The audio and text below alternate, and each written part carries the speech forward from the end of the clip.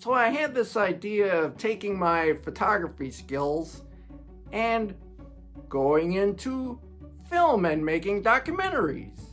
So I thought it'd be kind of fun to make documentaries about postcards.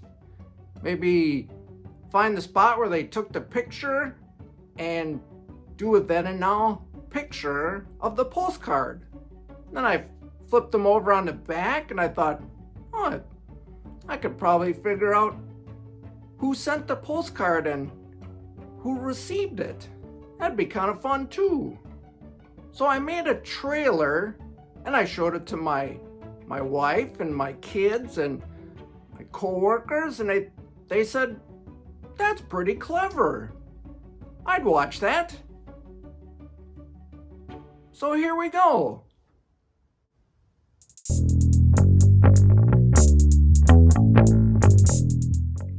Allow me to introduce myself. My name is Brian Zellmer. I've been competing in the Wisconsin State Fair for the past 10 years and thought it would be kind of fun to do documentaries about postcards. Not only am I going to try to find the waterfall, school, and church on the front, I thought it would be kind of fun to do a little genealogy research and find who the people are on the back. I hope you can share some time with me on my latest adventure. Welcome to the Postcard Pilgrim.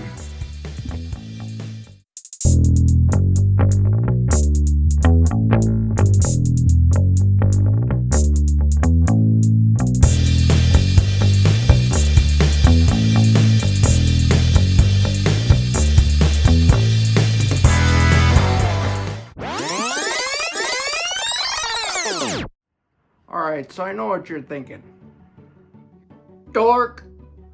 What is so cool about a postcard? Some postcards are cartoons.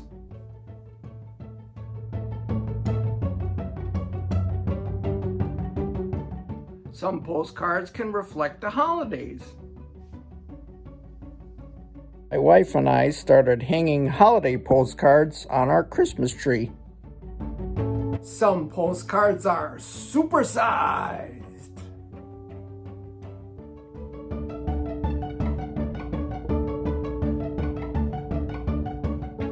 And why a postcard?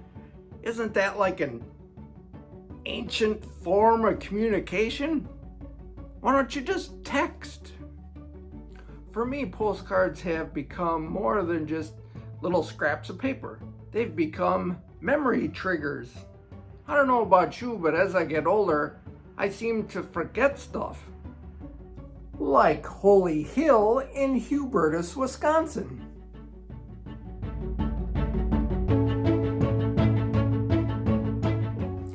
Holy Hill, America's favorite place of pilgrimage. So now this postcard isn't just a souvenir of a place anymore. It's a souvenir from a point in time. A point in time that I completely forgot about. So if I can relate to you the fun time I had at Holy Hill when I visited in my younger days, maybe you'll want to send your own postcard. Just like a writer initialed SR to a Miss Maria Burns. Just returning from Milwaukee. Had a nice visit with Rich and Mildred. We hope to be home about 5 o'clock. Saw Bob yesterday.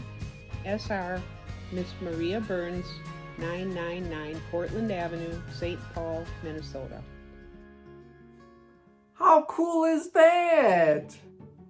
Can't wait to figure out who SR is. So now you're telling me you're gonna try to find the picture on the front and the people on the back? How are you gonna do that? A great man once said, devote yourself to prayer. Be watchful and thankful. So maybe we should start there. Dear Lord, please help me find the people on the back and the pictures on the front, and let my first impression of being a dork change. Amen. All right, let's go start our pilgrimage. Come on.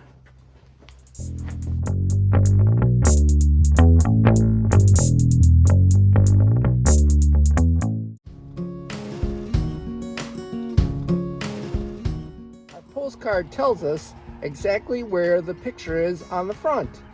It says Holy Hill, Wisconsin. If you look up Holy Hill online, you'll find that it's in the town of Hubertus. So if you're watching this from outside thinking, where the heck is this place? Let me clue you in a little bit. You first need to know country of origin, state, county, and city. First, we're in the country of the United States of America. In the United States of America, you'll find 50 states. Wisconsin is one of those 50 states. In Wisconsin, then, you'll find Washington County. In Washington County, you'll find the town of Hubertus, a little northwest of Sussex and Waukesha County from episode 2. In this episode, we're not going to go to the library because Holy Hill is a pretty popular place around the area. So we're just going to go right there. Come on!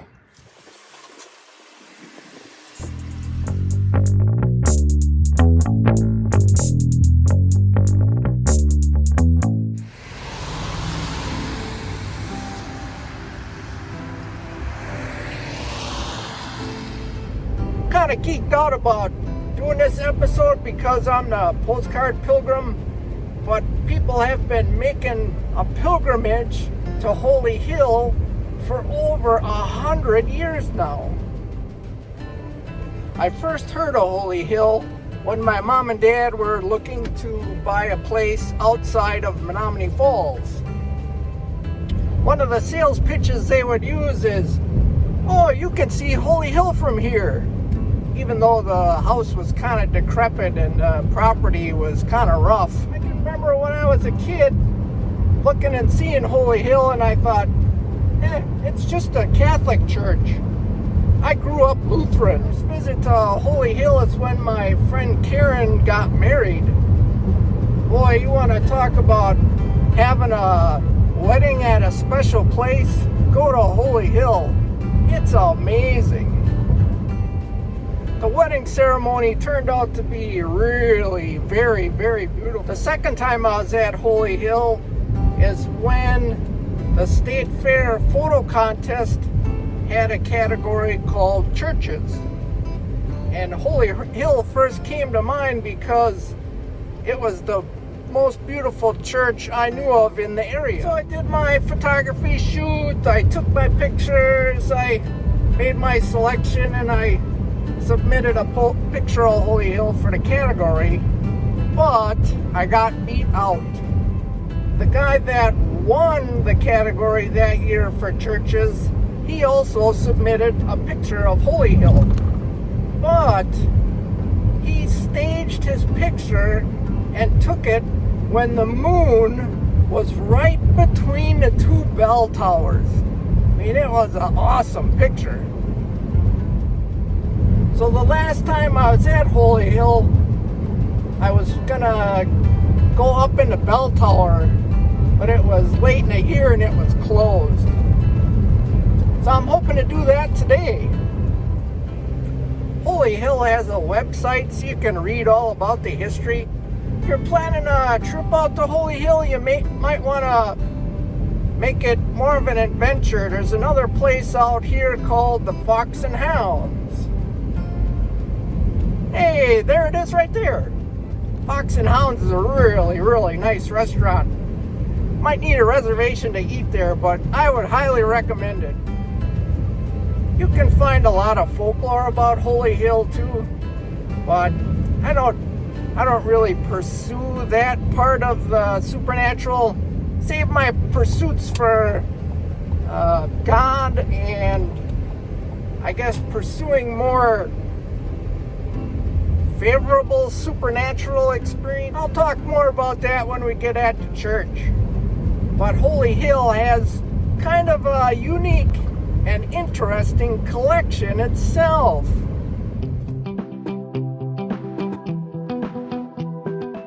Well, here we are. Welcome to Holy Hill. This episode of Holy Hill does come with a health advisory. It's a lot of walking and a lot of steps, and you got to be in pretty good shape to walk around the grounds.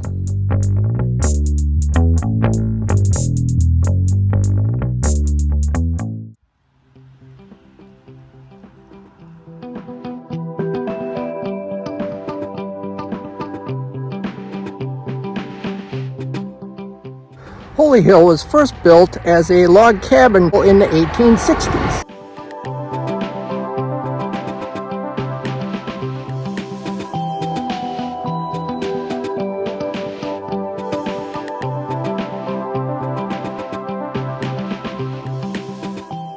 Around the turn of the century, that cabin was replaced by a chapel.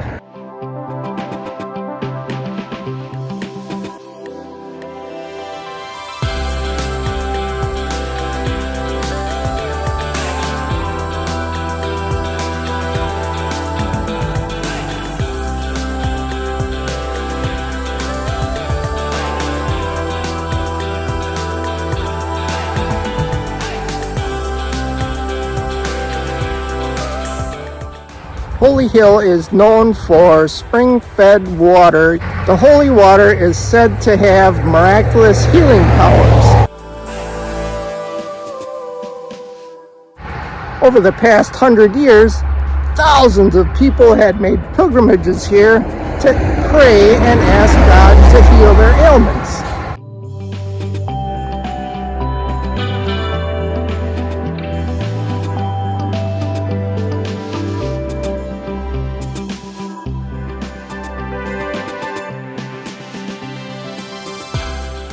In the 1920s, the old chapel was torn down, and what was built is what we see today.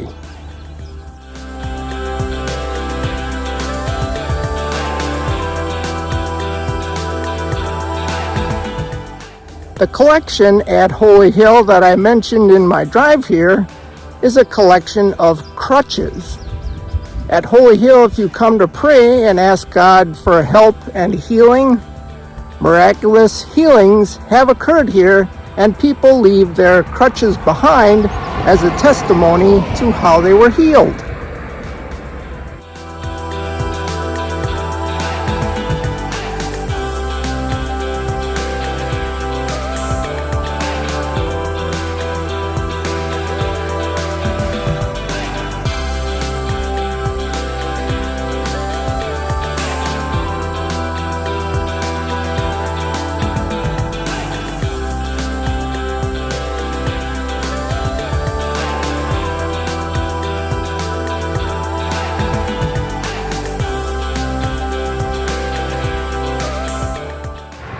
This place is really cool.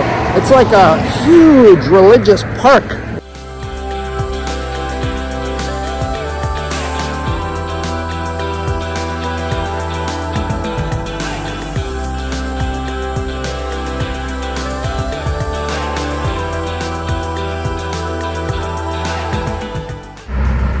I even saw my car from the bell tower.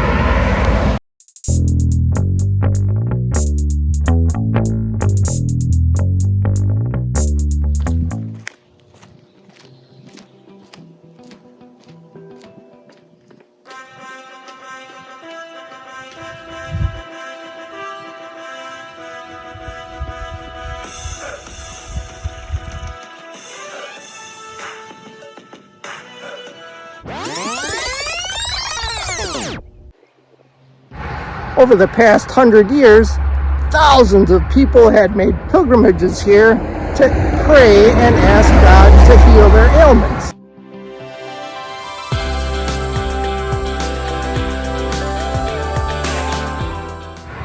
This place is really cool. It's like a huge religious park. I stopped at the gift shop too and got a couple of postcards.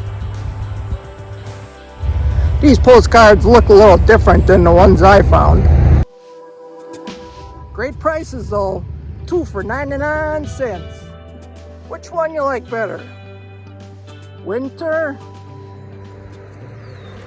or fall?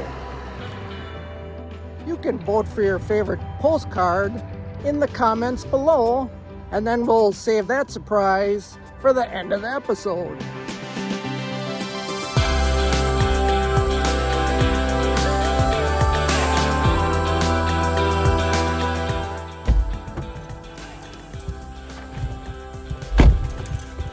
Well, that was a lot of fun. I even got to meet one of the fathers. You know what he said when we parted? Take care and God bless.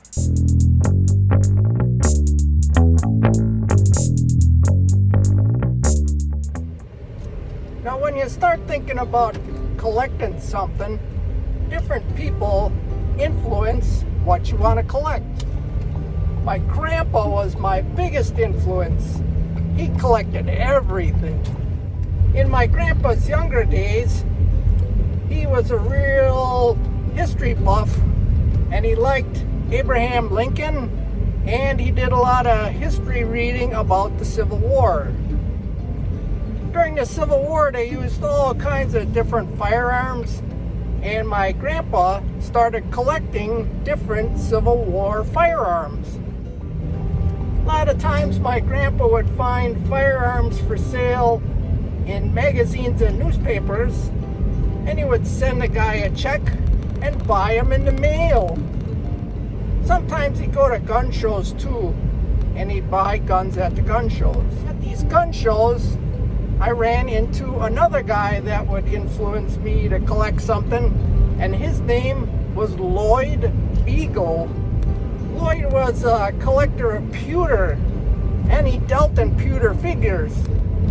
One of the figures he had was 2 stallions that were fighting. They were like horses rearing up and trying to hoof each other in the face. It was a pretty cool figure, and my mom really liked it. So my dad bought this horse figure for my mom for her birthday. My sister, that had the turtle, she really liked the horse figure too, and she asked my dad if he would buy her one too. He said, well, why don't you just let your ma have this one for now, and after she's gone, you can inherit it from us. She thought that was pretty fair. Another influencer of mine was a man by the name of Paul Kepler. Paul Kepler knew my grandpa from the Wisconsin Archaeological Society. Paul also collected flint, arrowheads, knives, and points, just like my grandpa. And it was really kind of a fun time just listening to their adventures when they were out and about digging for artifacts. Paul was also a World War II veteran and a D-Day survivor. One day Paul was out and about just driving down the street, and he saw an old Navy trunk like what he used to have when he was in the service. His trunk got all rusty and disintegrated, so he garbage picked this Navy trunk because it was a lot better than the one he had. He took it home and started cleaning it up, and when he opened it up, he couldn't believe what he found.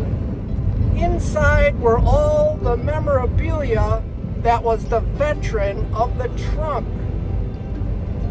There were uniforms and hats and patches and medals, all kinds of really, really nice stuff that was a remembrance of this veteran, just thrown out in the garbage. In with the uniforms were the patches and the unit history of the veteran also. He was a Navy pilot that was in a torpedo squadron that held honors for destroying Japanese battleships. all that history, all that memorabilia, just thrown out in the garbage. I sure am glad Paul was a garbage picker and was able to salvage all that and at least give it a new home. Another influencer of mine was my grandpa's sister, Leone. You might remember Leone from episode 2. She was the teacher that collected shoes. Leone was also a big collector of vital information, and she wrote to all our living relatives in her time and got all their vitals. She got people's birth dates and, unfortunately, their dates of death. She got personal stories, typed it all out real nice, went by age for each of the ancestors when they were born and kind of rearranged them by date of birth. And it really turned out really, really nice. All the information she got, she put in this real nice binder, and then she kept it in the family as a family history. Back in my Aunt Leone's time, though, there was no internet, there was no Ancestry.com.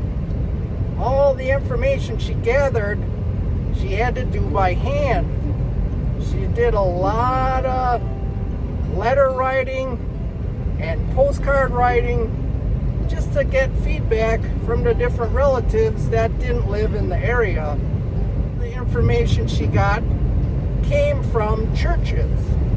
All the different churches in her area had the baptisms, confirmations, and marriage records of her relatives that she was looking for.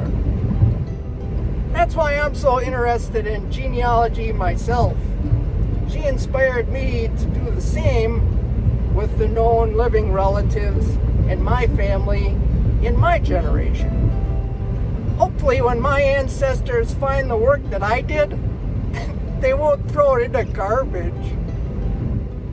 It's kind of interesting to me to have a predecessor like that took all the time to collect the records, because when that person is gone, there's really no one to record the death of that person. So it's kind of important to, find someone else that's interested in doing genealogy research, just so that when you or I kick the bucket, there's someone there to keep that record for us. If you do know someone in your family that does genealogy and is the family record keeper, maybe you want to spend some time with them and figure out what they do, and then maybe think about being the next generation to make the records for your family. I'll be honest, doing genealogy work like what my Aunt Leone did, it's a lot of work. But if you can leave something like that behind after you're gone, it's really no trouble at all, really. You can spend time doing a lot of different things, but I'm really glad you spent the time with me. Thanks for coming along.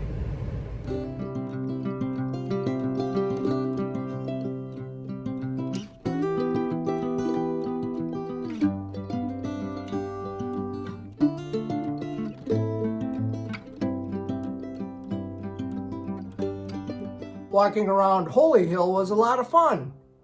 It was like walking around the Garden of Eden.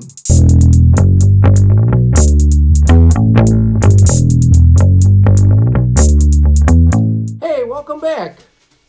Let's take a look at the postcard on the back and see what clues it gives us. The first clue is the cancellation stamp from the post office. It reads, June 30th, 1939. Hubertus, Wisconsin. I think that's kind of interesting because the cancellation is in the summer, but the postcard itself is a winter scene. Very interesting. Our next clue is the sender and who she talks about in the body of the postcard. She talks about a Richard, a Mildred, and a Bob. So those three people will help us find a group of people instead of just trying to figure out who SR is. With the little bit of research I did, I believe SR stands for sister. The writer is a nun in the Catholic Church. Not much of a surprise that a nun would send a postcard of Holy Hill. Since SR title or sister is kind of vague, we'll move on to Maria Burns. Using Find a Grave, if you search for Maria Burns within a 100-year window of 1939, you get 0 results. Turning to our other resource, Ancestry.com, we have a little more luck. We find Miss Maria Burns at her address in 1939 in the St. Paul City Directory. The directory also gives us more information about Maria Burns. She's a teacher at Sanford Junior High School. It's kind of fun having 2 postcards in a row where the recipients were teachers. Knowing Miss Maria Burns is a teacher, that will help us determine whether or not the next Marias we find are the Maria Burns in the postcard. Going back 35 years to 1904, we find a Maria Burns in the city directory again, but this time she's at a different school and a different address. She's listed as a teacher at Van Buren School on Selby Avenue instead of Portland. Jumping ahead to 1925, we find Maria Burns again as a teacher, but this time she's teaching at Cleveland Junior High School. But she's a resident at 999 Portland Avenue. All these are really good finds about Maria, but it really doesn't give us any information about her vitals. When she was born, where she was born, things like that. At this point in my research, I turned to God and prayed for Him to help me find Maria in a census. God is still in the miracle business, so I was hoping He would give me a miracle to help me find her. And then I had an epiphany. Maybe Maria used a surname at school, but was called something else in the federal census. So I started searching for Mary Burns instead of Maria. Because Maria was in the 1904 directory at Van Buren School, I thought I'd search for Mary Burns in the 1905 census. I did find a Mary Burns, but I don't think it was Maria because she wasn't listed as a teacher and she didn't live on 999 Portland Avenue. The census was 1,048 pages, and I had another epiphany. God's number is usually related to 777. So I went to page 777 in the census, and I got a hit. On page 777 in the census, I found a Catherine Burns at 999 Portland Avenue. Maybe Maria went by Catherine in the census.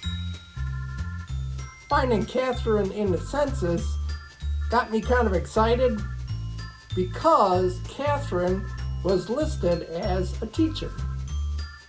But the odd thing about this census record is that there was only one house on Portland Avenue.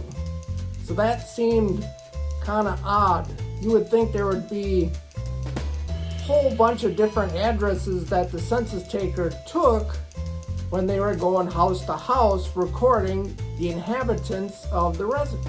So I started turning the pages to try and find another listing of Portland Avenue, and I got another hit. I found a whole Burns family, including Maria.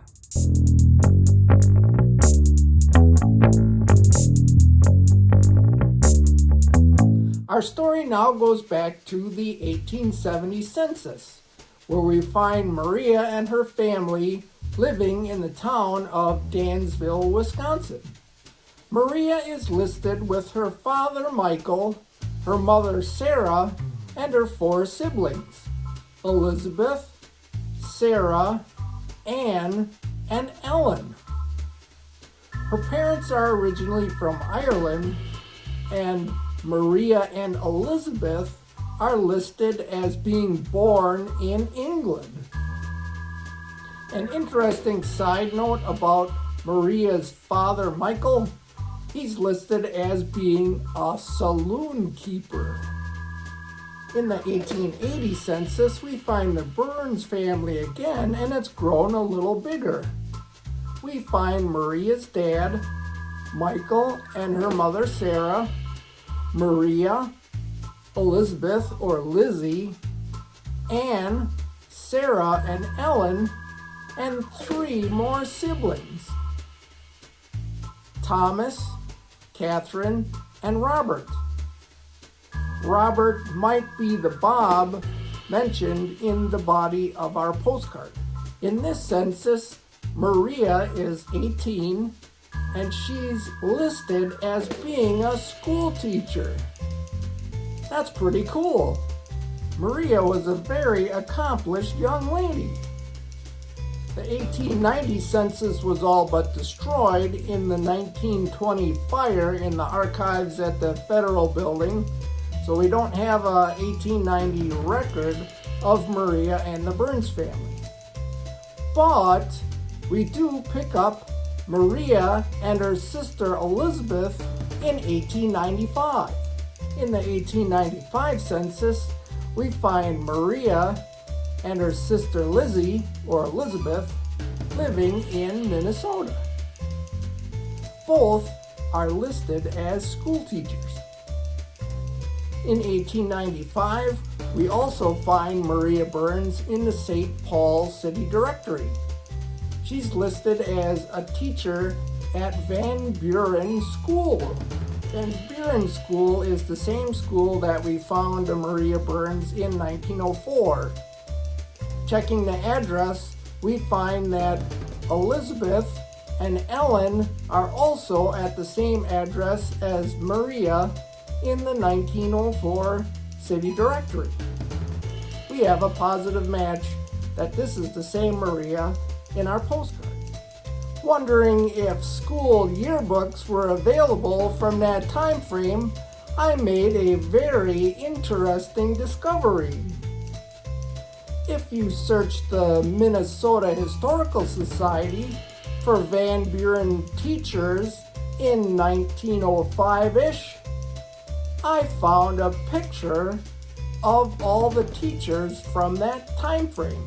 This photograph was used by permission by purchase from the Minnesota Historical Society. Let me introduce you to the teachers of Van Buren School. The unfortunate thing about this picture is that the teachers aren't listed by name, so I believe Maria Burns is one of the teachers in this photograph, but I don't know which one it is. My guess is it's the teacher farthest on the right that wears a cross on her neck, but that's just speculation. So not only did God bless me with a miracle to find Maria Burns, but I have kind of a photograph of what she looked like. Maria Burns remained a teacher throughout her whole life and passed away in her mid to late 80s in 1948. turning to the sender and trying to figure out who SR is, I researched Maria's sisters to see what they became in their lives. Because Maria came to Minnesota with her sister Elizabeth, or Lizzie, and her other sister Ellen, I started to focus on those two. My search to find who SR is was narrowed down to Maria's sister Ellen. In 1910, we find Ellen living with the Burns family at 999 Portland Avenue. 10 years later, in 1920, we find Ellen listed still on Portland Avenue, but she's at St. Luke's Catholic Convent. At St. Luke's Convent, she's listed in the census as Ellen Burns and Sister Frances de Saul. In 1940, we find Sister Maria Frances de Saul in Milwaukee at Good Shepherd of the Hills. Good Shepherd of the Hills was a Catholic asylum that closed in 1960. Maria Burns and Ellen never married, so they don't have any descendants. So my thought was to see if any relatives still live at 999 Portland Avenue.